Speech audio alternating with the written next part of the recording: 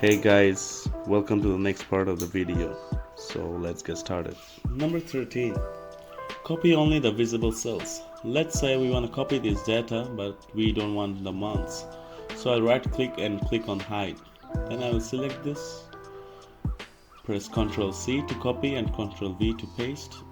You see what happens is that Excel still copies what was hidden, January, February, March.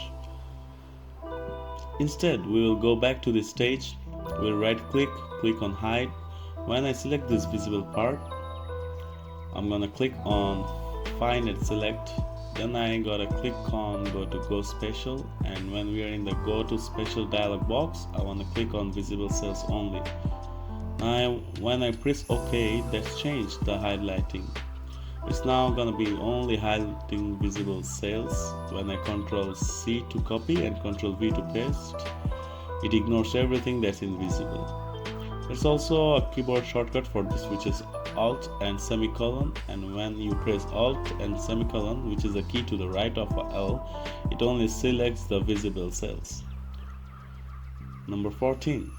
Delete blank records. Let's say we want to just keep those records with the dietary requirement, but delete all the blank ones. We'll first apply filters. Remember, Ctrl Shift L from tip number 3.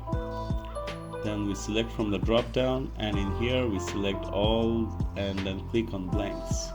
Now when I press OK, this will show you just rows with blanks. Now I can select those rows like this and right click on the rows, and then when I delete each row, it will get rid of all those rows which are blank. And I can press Ctrl Shift L to unfilter. And there we are, left with just those records with dietary requirements. So that's it for today.